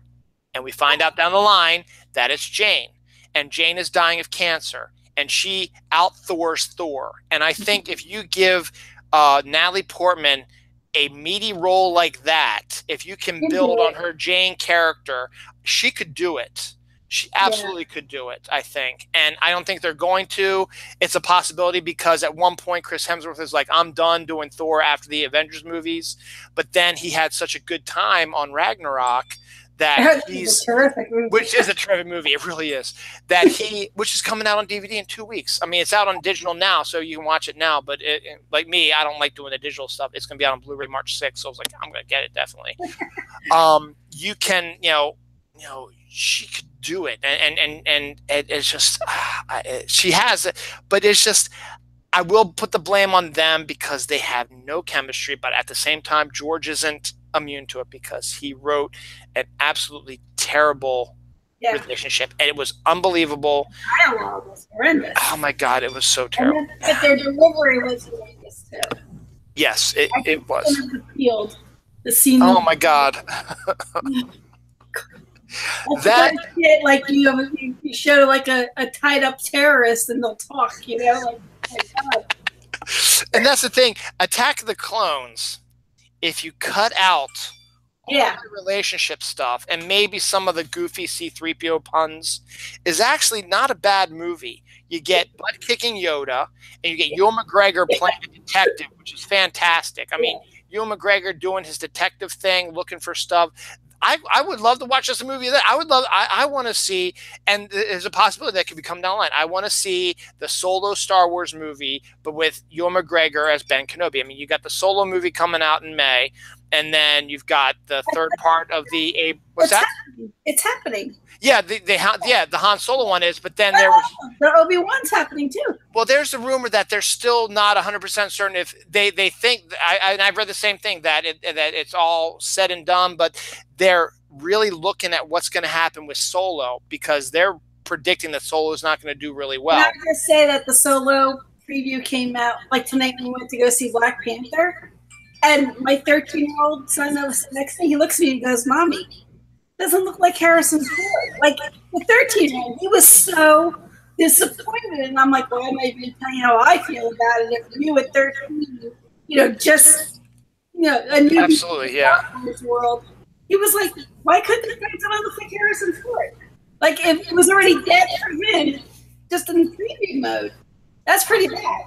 That's a whole different. That's a new generation that's already turned off by it because Harrison Ford is so iconic. Everybody knows him from like 5 to 100. Yeah, he's got that iconic look. Also, it couldn't have been that hard to find somebody to play that role.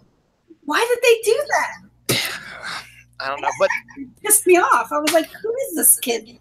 But I have heard, I have heard that, that the Obi-Wan is going to happen, and that it's supposed to like start filming next year, and that Ewan is signed on. But again, there has been like no confirmation. This is all stuff I've seen, hearsay. Star Wars, Disney, whoever hasn't come out and said, yeah, this is happening. It starts filming August 19th. So good. That story I'd really want to see. I'd really, really want to see that. I'd also, you know what? I don't know if you've seen the pictures of Sebastian Stan, who plays the Winter Soldier. Looking like Luke's, like young Mark Hamill. They did a he dressed in one picture. I don't know what the context was or why he did it. He basically made himself up with the hair and the makeup and the clothing and the sandy backdrop, and he took a picture, like a selfie of himself. And if you compare it to what Mark Hamill looked like in A New Hope, Star Wars, the original Star Wars, it's almost freaking identical. It's like, oh my God. And it's out there because Sebastian Stan and Mark Hamill are bantering about it on Twitter, and basically Mark Hamill is like saying, "I'm really proud of you, son. You're doing our daddy proud," that type of thing. And Sebastian Stan's like, "Thanks, Dad. I just want your approval," stuff like that, because of this picture. Because it literally looks like Mark Hamill reborn in Sebastian Stan. It is so. I like Sebastian Stan. I like him a lot. I do too. He was great in The Martian also. I mean, he was great in that. Star Trek. Yeah, absolutely. So it's just like, let's do a Luke one also. I mean, there's not really, I mean, with young Luke, you really can't do much because he's a whiny little bitch. But I'm sure there's maybe a story you could fit in there somewhere where you could get Sebastian Stan to you can't give him a love interest because there's no women in the galaxy. Yeah, that's true. But maybe you could do. I can't even think about it right now. But he's got that Mark Hamill look, and I think he totally could do a nice young Luke Skywalker type of film. Maybe not young because let's face it, Sebastian Stan's getting older. I mean, they could maybe what they could early 20s. Right? Yeah, maybe what he could do is maybe they could do one of these films that takes place like after Star Wars and before Empire. Where he's doing something, or maybe even if you want to go so far as in Return of the Jedi, when he goes back to Dagobah and he says, "I meant to come back sooner, but things happen. I've come back to complete my training now." Maybe there we could figure out, well, he was on his way to Dagobah to continue his training after Empire, but then either he decided, you know what, this is ridiculous. I need to go find Han and try to save him, or I got to come up with this plan.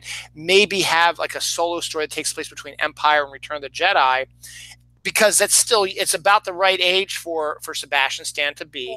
You can still make him up to be like a Mark Hamill lookalike, and you can use, not necessarily, you don't have to use the same. You could probably use R2 because he's R2. You could do CGI. You could do C-3PO if you wanted to also. But you should totally do like different characters. Like a good example is when Disney bought Star Wars.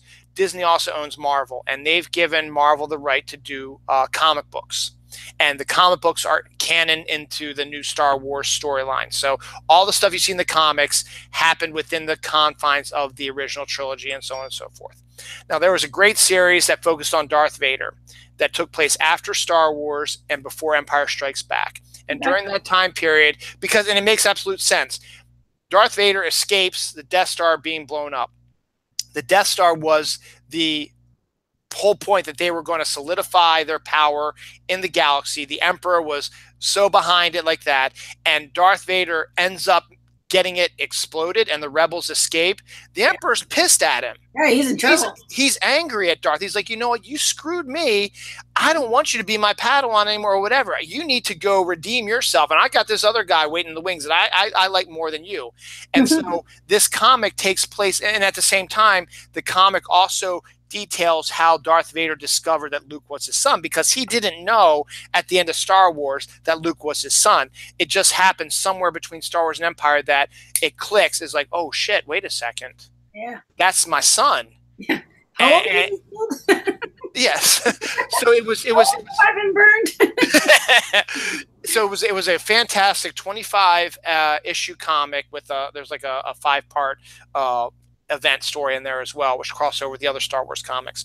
But they introduce a character called Dr. Aphra, who is a female Tomb Raider archaeologist type, but she's also not a nice person.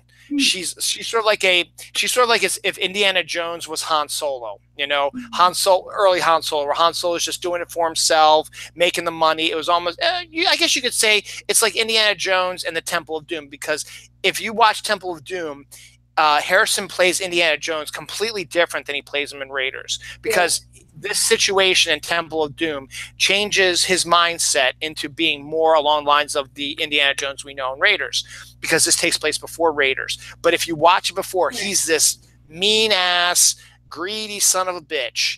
And if you throw that into a Tomb Raider-esque type of character, you get Dr. Aphra. And they've already had her crossover with Luke in a comic as well. And she's in canon now. So you cast a really good actress to play Dr. Aphra. She's kind of Asian looking, so there's probably some really good Asian actors. So you get your, it'll be a really good, way to get, more diversity in cinema. You get her to come in there, and she's not, as I said, she's not a good person. She's got that dark side as well, and she works with Darth Vader. Actually, he hires her to do stuff for her, and she does it. She's also kind of a thief as well. And she's worked with Luke in the comics before. You do like an adaptation of one of those comics. And you have the two of them sort of have that, not romantic so much, but kind of, you could have sort of a romantic if you wanted to.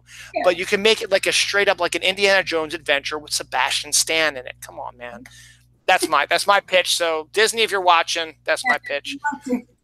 So to clarify, both Geri and I picked Hayden Christensen and Natalie Portman from the Star Wars prequels as the worst chemistry characters. And I think there's nothing else we could have picked.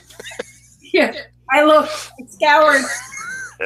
I scoured the interwebs. So hey, we got two of the same, which was good. Fantastic. So Geri, thank you again. I'm glad we had no technical problems, and I got to just work this thing out with MJ. I don't know what that's all about, but we'll figure that out hopefully. Normally next week would be an MJ show, but we just did one last week, so next week's going to be my solo show. It's also Dawn's birthday weekend, so I'll probably do it, obviously not on her birthday, but we'll figure out maybe that Friday night I'll do it. But that makes it easier because I'll do my own personal show, and I can do it whenever, and it's not a big deal. So thank you, Geri, again. I'll send you out some ideas if you have any ideas for March. I've got a couple, but I'm not ready to. I want to think about them a little bit because, as you said, this was hard. And there's one I really, really want to do, but I think it's going to be hard because I only really have 5 right now, and I don't know if I can keep up and do a 10. So we might not do that one yet, but there might be some idea. If you get an idea with something, DM me, let me know. If I get an idea, I'll DM you, let you know. We'll figure something out, and we'll have a show sometime in March. Okay, that's all you need to know. So thanks again, Geri. Thank you all for watching. Next week, I'll be solo talking about whatever I damn well feel like, whatever happens. Usually it's about what happens in the weeks from this point to next week. Whatever I find interesting, newsworthy, that's usually what I do my solo shows about. So there's a lot of stuff going on, though. Yeah, there is. It's not all good. Anyway, thanks for watching. And Geri, again, thank you very much. Thank you. Bye-bye. Bye.